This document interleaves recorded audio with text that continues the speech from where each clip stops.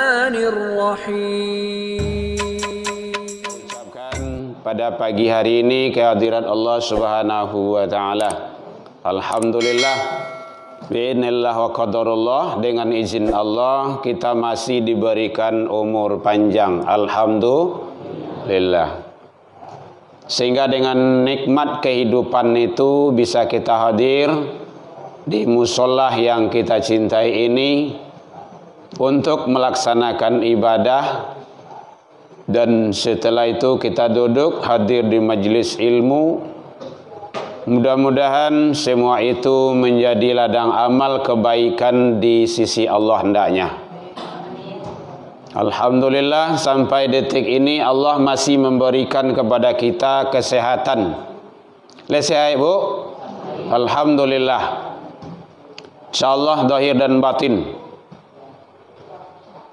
Sehingga dengan nikmat kesehatan itu bisa melangkahkan kaki, mengayunkan tangan untuk kita selalu hadir di rumah ibadah. Alhamdulillah sampai pagi ini Allah masih memberikan kepada kita waktu luang dan kesempatan serta keistiqomahan hati. Itu semua hanya ada bagi hamba-hamba pilihan. Tidak semua manusia yang punya. Paham kok gitu? Kadang umur lagi panjang, badan tak sehat. Badan sehat, umur panjang, tapi kadang waktu luang ke musola itu tak ada untuk ibadah. Nah waktu itu sampai taruh iseh.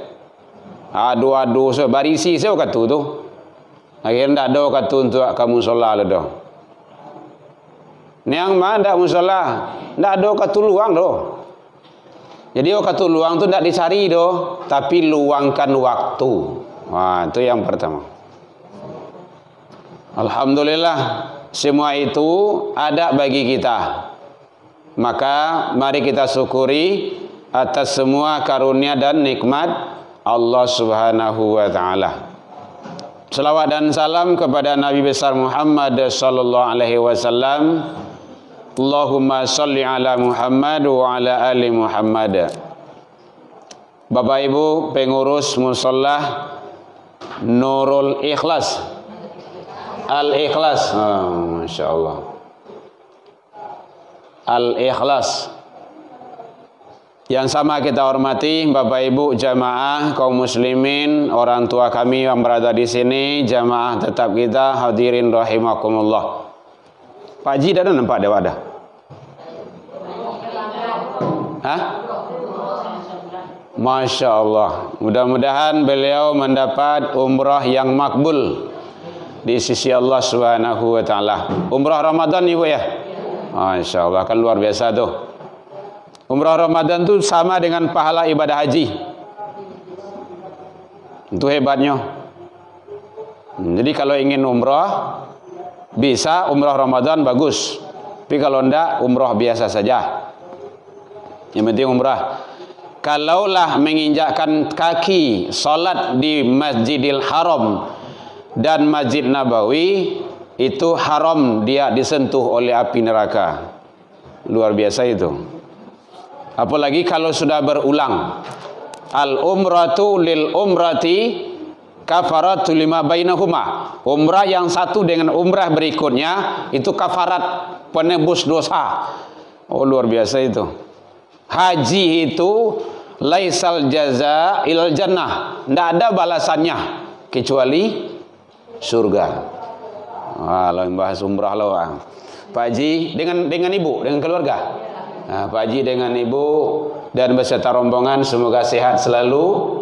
Kami mendoakan dari musola Al-Ikhlas ini dan jamaah terutama kita bersama, mudah-mudahan beliau mendapat umrah yang makbul dan mudah-mudahan Allah izinkan kita mengikuti jejak langkah beliau hendaknya.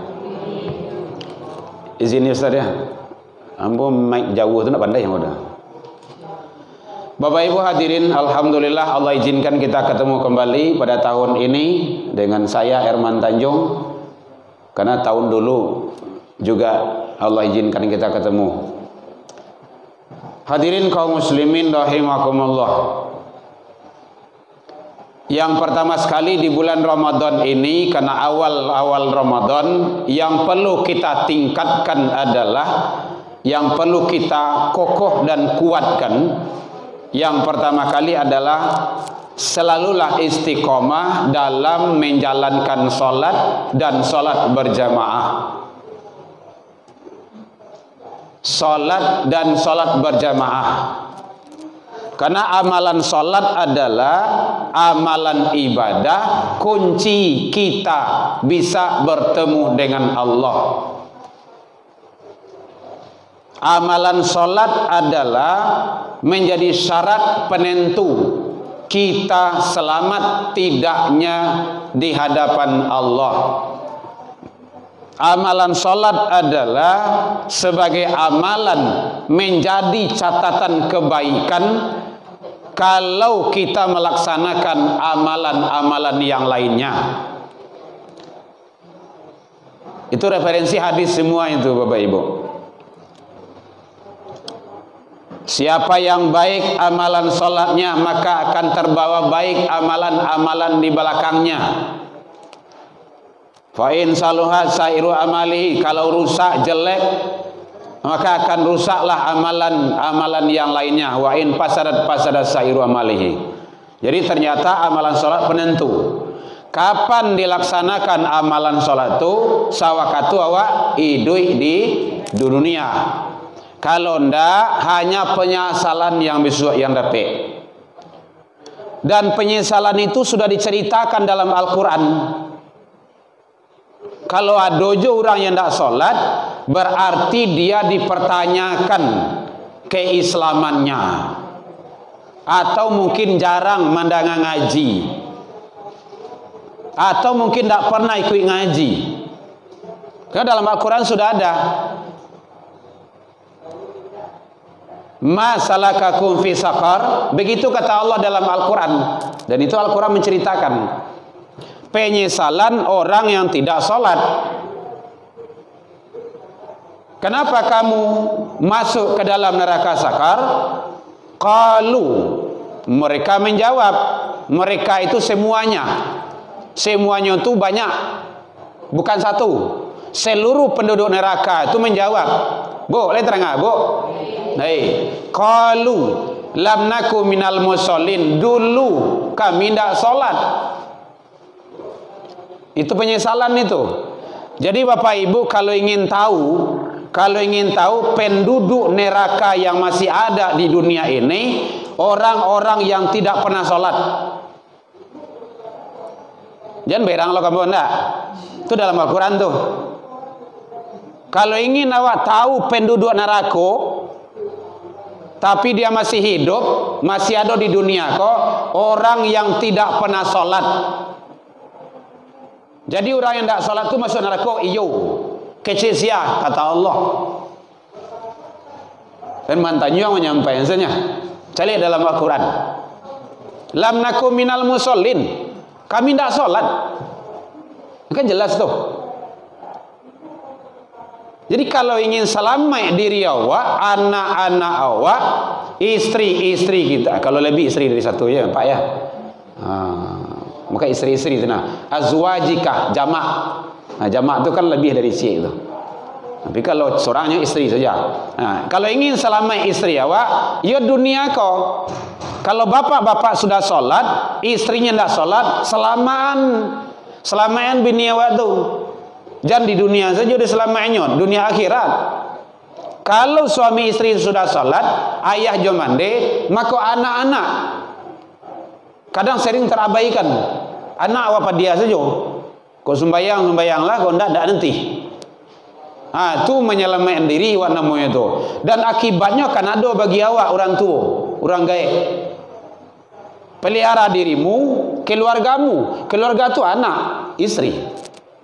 Allah diri awak selamatan. Keluarga awak apa?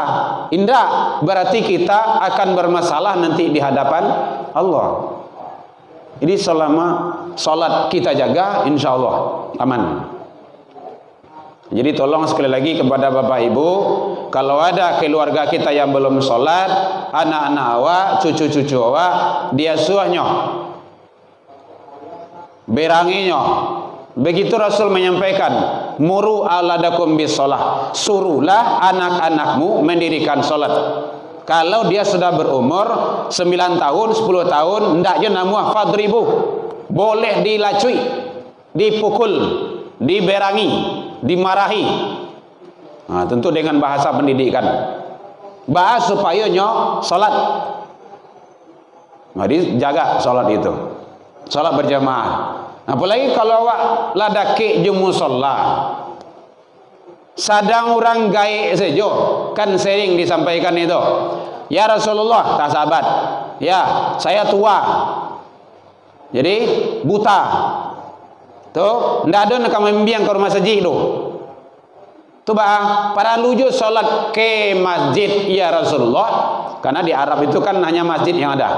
Musola ndak ada. Walaupun kecil dia. Masjid sejarah itu kecil tuh. Ya, lebih di sini lah dikit lah. Tapi masjid juga. Apakah perlu juga solat ke masjid ya Rasulullah? Anta sami'tu nida? Apakah engkau dengar azan? Sami'tu ya Rasul. Iya, saya dengar ya Rasulullah. Fa'ajibhu, datang. Urang gaek buto. Indah ada nang kamamimbiang ke rumah saja. Tadanga suruh azan datang.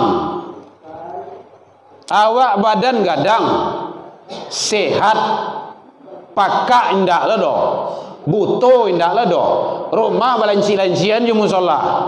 Tadanga suruh azan, ndak datang doh. Alasan awak besok di akhirat. Coba tanya. Alasan awak besok di akhirat apa? Kan ada doh. Pasti kena kita. Supaya ndak bermasalah hidup awak tu. Kok di dunia awak lawan saya mulare, di akhirat besok latih nyoh lo. Parah mana hidup itu. Kok kayo di dunia kok jaleh lo. Merasa di akhirat terima salah. Jadi oleh sebab itu selamaen dunia akhirat. Ya Bu ya. Jadi Bapak Ibu yang ada di sini, saya doakan istiqomah selalu dalam sholat berjamaah. Istiqomah tu terima narui. Tapi tidak harus disiko do. Bapak suan kamari bikowa sarang di pasar. Tiba siko orang lah bubar sholat. Itu tidak lah do. Di mana kita berada? Oh di pasar, wak mangaleh di pasar. Tadanga sorozan, pai kalau masjid dulu. Makonyo kata Rasul, tempat yang terbaik itu adalah masjid. Tempat yang terkutuk dan terlaknat itu, yang dibenci itu adalah pasar. Karena di pasar itu banyak kesalahan, babuek-buek salah. Boleh manggaleh, boleh ya. Tapi yang tidak bolehnya maninggahan perintah yang wajib. Jadi kalau manggaleh wak tutui lah dulu. Tinggallah dulu. Sialan kau mencilok. Kau mencilok berarti situ rezekinya tu mah. Besok nanti yang nyocilok tu nyagian kawak di akhirat. Oh ambil lah doa sekilo nyujung lah doa tu sah. Bu kalau doa ibu was. Nyontan kawak tu. Bilo tu. Dulu sok tu ibu pergi sembahyang ambil sekilo saja. Ini cameh loleh. Tidak ada yang akan hilang dalam pandangan Allah, tidak ada. Walaupun awak kecurian.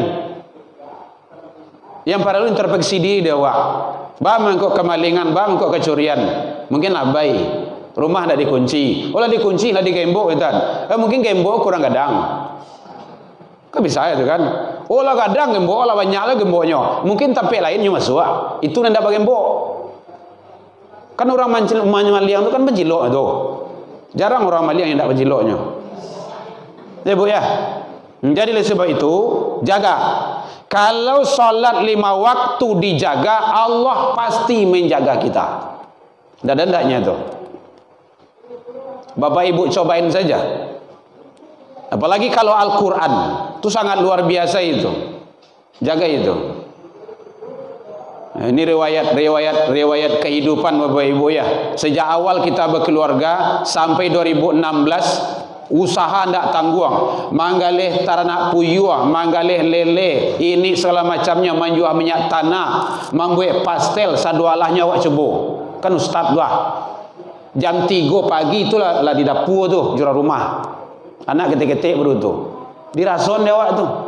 Yo payah duit. Susah dijalani, membuat PAUD, membuat TK, membuat PKBM, sadualahnya dicubuan. Ndak do. Awak punya guru ini segala macamnya. Ndak. Total baranti tutui sedolanya 2007 balik ditutui. Anak awak buka rumah tahfiz Al-Quran. Saja mulai 2007 balik itu TV ndak boleh duit di rumah lah do. Sampai kini. Tanyalah tu kau nak ambil tu. Boleh ibu tanya. Sini kan sering ambil cari tuan dulu tu. Buka Al-Quran, barokah datang, Allah berikan. Walau anna ahlal qura amanu wa taqaw, jikalau penduduk negeri itu beriman dan bertakwa, la fatahna alaihim, Allah berikan berkah dari langit, keluarkan dari bumi. Alhamdulillah 2007 balik, 2009 balik langsung dipanggil ke Baitullah. Kan luar biasa Bapak Ibu tu. Ndak ada biaya awak tu. Paling-paling kalau biaya paspor ciknya. Gratis. Kenapa itu? Allah yang kuasa. Jangan cemas pula Bapak Ibu. Rizki itu sudah diurus oleh Allah. Alhamdulillah 3 anak awak laki-laki dapat beasiswa ketiganya. Fa bi ayyi ala'i rabbikuma tukazziban. Nikmat Tuhan yang mana lagi yang kamu dustakan? Maka tidak cameh awak tu. Bayang ni bu tu. Enggak nyangka anak-anak kita bisa dia prestasi, dia hafiz Quran. Pola pendidikan itu yang penting. Jadi ibu-ibu solat. Awak kalau tidak solat, nah awak yo balambui. Kini lah pandai seseorang. Doanya lebih panjang lagi dari doa awak leh. Imam saja dia sudah bisa. Khotbah, ceramah dia udah bisa. Alhamdulillah. Iko mati sudah leh. Nah jadi tugas awak di dunia aku wala selesaian. Di akhirat besok kita menikmati. Tidak senang ibu. Nanti di akhirat anak awak menyerahkan mahkota kepada awak.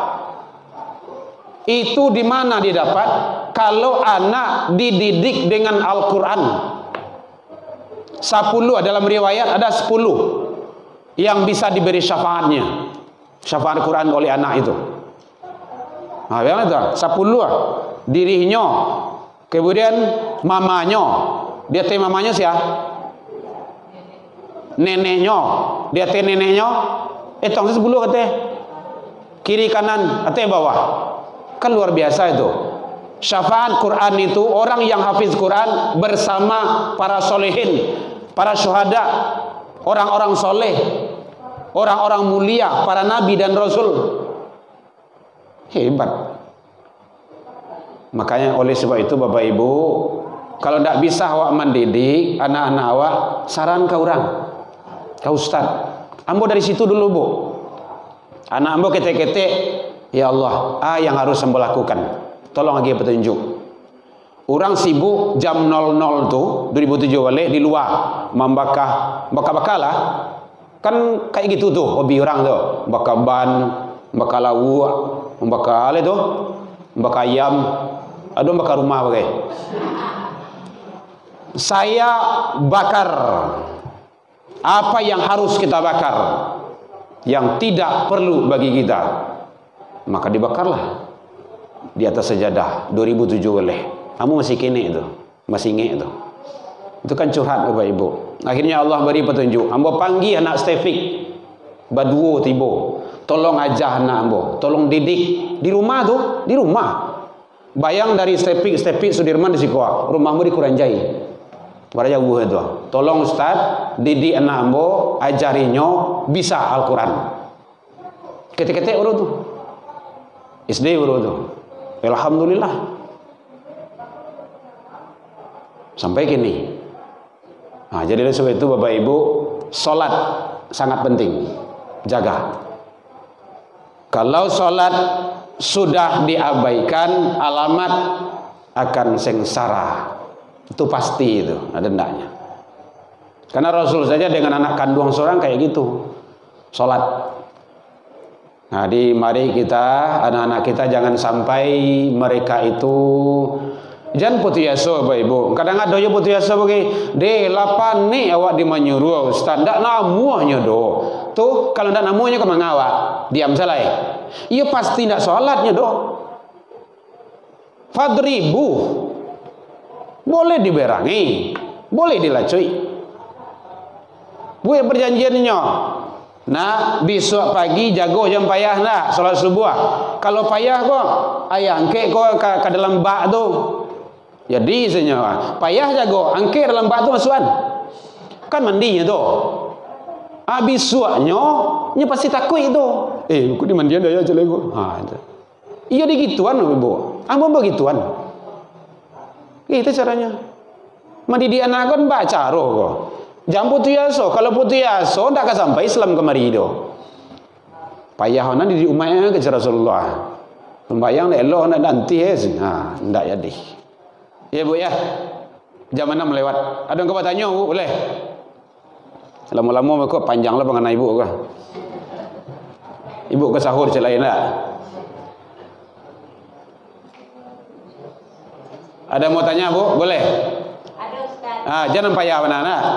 Kami agak bingung sama Ustaz. Sebagian Ustaz mengecehan salat subuh pas matahari tadi. Sebagian mengecek harus dilewatkan. Nah, mana kami pakai? Sebagian Ustaz, berarti tidak Ustaz itu dah. Sebagiannya mah. Baik. Waktu syuruk itu kan matahari terbit. Sebaiknya sempurnakan dahulu. Kau dia dosiko. Kau contoh wah, matahari tabi. Yang waktu yang terlarang tu ada 3 waktu setidaknya. Matahari sedang terbit, matahari sedang terbenam, matahari sedang tagak. 2 boleh tapik. Itu tidak boleh itu. Waktu-waktu yang terlarang dalam solat, dalam ilmu fikih. Bukan fikih ya, fikih, fiqh. Matahari sedang terbit, berarti separuh di dalam bumi, separuh lah di atas. Itu sadang tu. Sadang tabanam kayak gitu jo. Itu yang tak boleh. Kemudian kalau seandainya sedang tagak, ya enggaklah jadi boleh tapek. Itu tidak boleh. Sedang terbit dan sedang terbenam, kata Rasul di dalam hadis, itu para pemuja-pemuja syaitan, dia sedang sujud. Umat Islam, umatku jangan mengikuti itu, maka terlarang. Ya, matahari sedang tagak, jam 2 boleh tapi, gitu. Di saat itu, terang Bu. Di saat itu bahwa pintu-pintu neraka sedang terbuka. Makanya kalau Bapak Ibu ingin merasuan paneh garang tu kalau kampung paneh garang namanya tu jam 2 boleh tapi yo hange dak tangguang menyange itu. Kalau lah condong tu lah masuk le zuhur tu. Waktu syuruk itu maka sempurnakan matahari terbit. Kalau sudah sempurna berarti sudah selesai. Jangan matahari saat terbit. Maka ada ulama mengambil ijtihad di situ, lebihkan atau lewatkan sedikit dari itu. Kalau sudah lewat sedikit dari itu sudah boleh syuruk. Khawatir nanti saat kita sholat itu matahari belum sempurna terbitnya. Paham Ibu ya? Itu ya. Contoh Ibu. Ada jam kini yang mengatur 6.24 kan matahari terbit kan? Terbit baru tu. Lewatkan sangene. Sangene itu atur salah. Apa ko 5 menit atau ko 4 menit atau 8 menit terserah. Gitu. Itu namanya dalam ibadah kehati-hatian. Kalau agak tinggi setelah itu nanti masuk duha. Sepenggalan naik, kan naik lagi itu. Oke Bu, sip.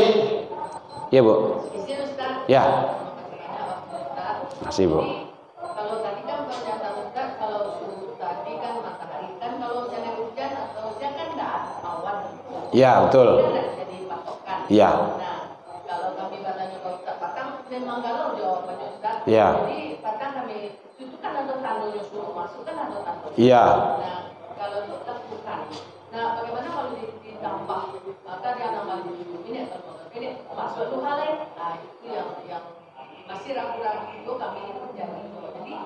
berapa menit jarak? Ya, lanjut Bu, lanjut.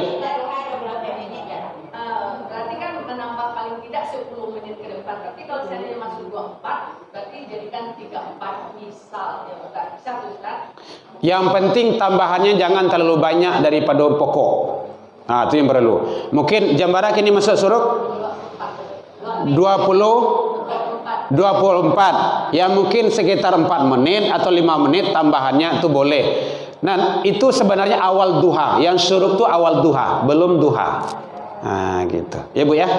Kalau hujan atau cuaca, maka itulah alhamdulillah ada jam digital sekarang kita mempermudah untuk ibadah.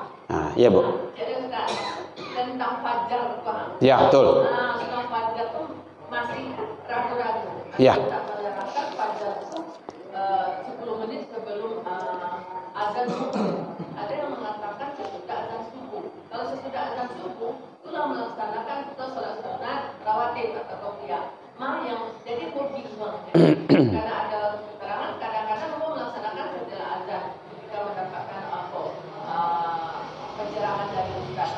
Sudah kalau melakukan fajar setelah azan, nah qobliyahnya belum. Kadang-kadang kan jam itu lagi atur untuk sholat jemaah. Kalau dulunya sebelum azan subuh. Jadi membingungkan juga Ustaz. Jadi fajar itu kapan yang dilakukannya? Sudah Bu? Baik. Kenapa Ustaz? Kok Ustaz ini? Baik Bapak Ibu, salat sunnah fajar itu artinya waktu pagi. Di subuh pun dianggap fajar. Waktu salat sebelum subuh juga fajar, karena fajar dilaksanakan adalah pada waktu pagi hari. Jadi salatul fajar. Jadi salat sunnah sebelum subuh itu khairu minad dunya wa fiha, lebih baik daripada dunia dan isinya. Hadis yang mendekati kesahihan, para ulama menjelaskan, maka pelaksanaan salat sunnah fajar itu sebelum subuh. Sebelum subuhnya adalah dekat kepada setelah azan. Kalau sebelum azan itu batasan masih dalam waktu tahajud. Belum subuh masih dalam waktu kategori tahajud. Kalaulah masuk azan subuh itu sudah habis waktu tahajud. Maka sudah masuk waktu fajar. Waktu fajar itu laksanakan sholat sunnah sebelum subuh, sholat subuh, dan itu dianggap waktu fajar keduanya. Teknis bagi kita, dilaksanakan sholat sunnah fajar 2 rakaat bisa, dilaksanakan sholat sunnah sebelum subuh 2 rakaat pun bisa, atau kedua-duanya pun bisa. Jam itu awak yang atur. Mohon izin, mohon maaf Bapak Ibu. Kalau Bapak Ibu yang sudah umrah dan haji, tolong perhatikan jam di Masjidil Haram. Itu 30 menit setelah azan. Setelah azan 30 menit. Azan itu pertanda waktu sholat masuk. Ya Bu ya. Azan pertanda waktu sholat wajib itu masuk. Paham itu dulu. Jarak antara azan dengan pelaksanaan sholat lebih kurang 30 menit. Banyak sholat sunnah yang bisa awak karajuan. Saya lihat itu ambu kuwana jambara azan abara lamu sesudah itu 30 menit. Luar biasa. Jadi itu pengaturan awak itu. Awak kadang-kadang di Indonesia kok, bukan mengatakan di Padang Sumatera Barat, tidak di Indonesia kok, terlalu sampili karyang mana loh. Iqamat 5 menit setelah azan. Azan sampai menit. Mau ke tuntut sholat sunnah nih. Contoh, tidak sikor tampik yang lain lah gitu kan. Itu dia awak, jam tu awak yang atur. Jangan awak yang diaturnya. Kita tidak boleh terburu-buru di dalam ibadah, tetapi jangan melalaikan ibadah. Paham Ibu ya? ibadah tidak boleh dilalaikan. Paham, Bu? Tapi dalam ibadah jangan terburu-buru. Kalau lah masuk waktu solat, azan, berarti sudah masuk waktu solat. Tapi lah masuk waktu solat, awak bermain-main juga baru. Ndak jodoh siap-siap untuk solat. Itu yang melalaikan itu. Yang fawailul itu kasih itu painya.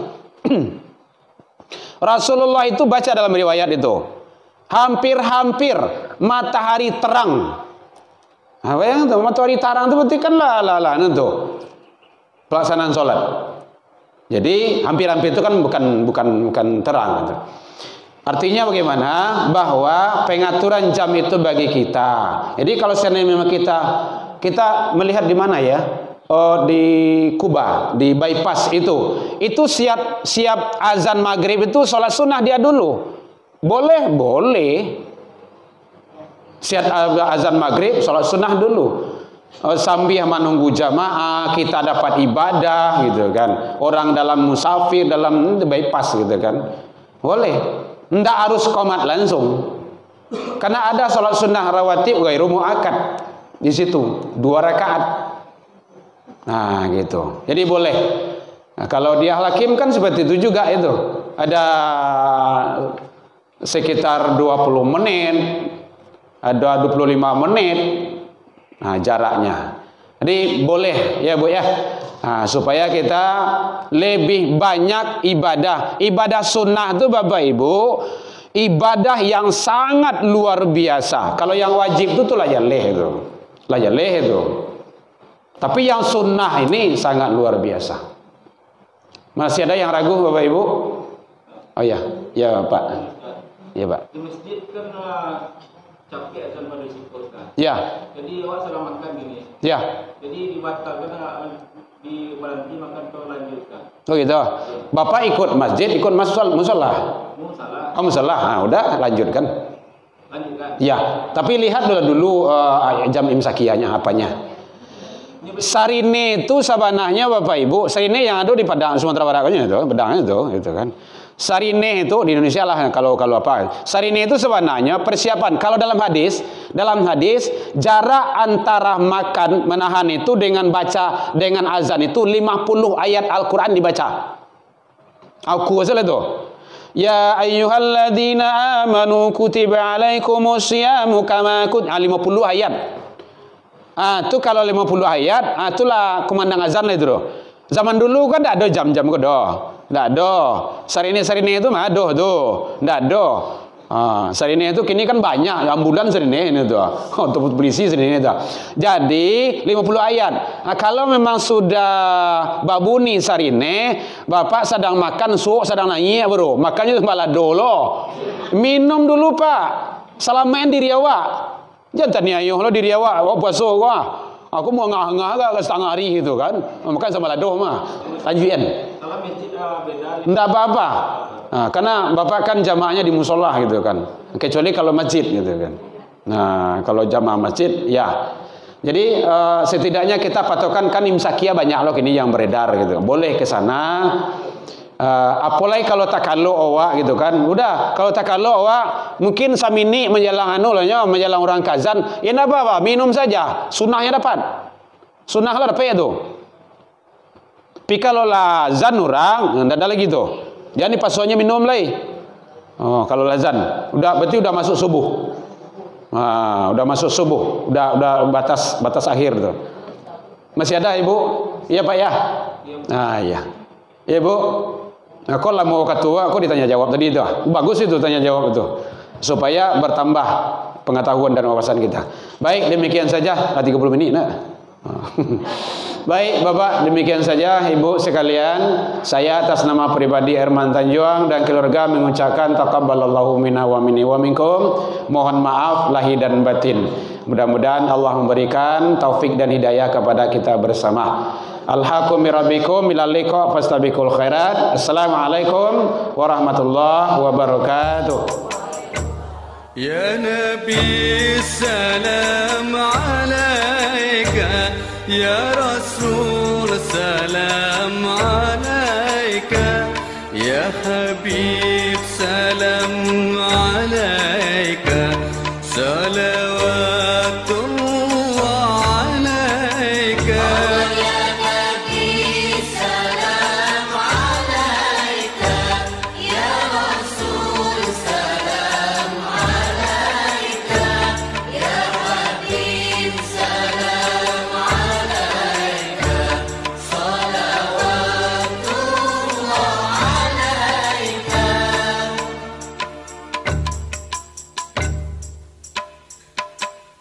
أشرق البدر علينا فاختفت منه البدور مثل حسنك ما رأينا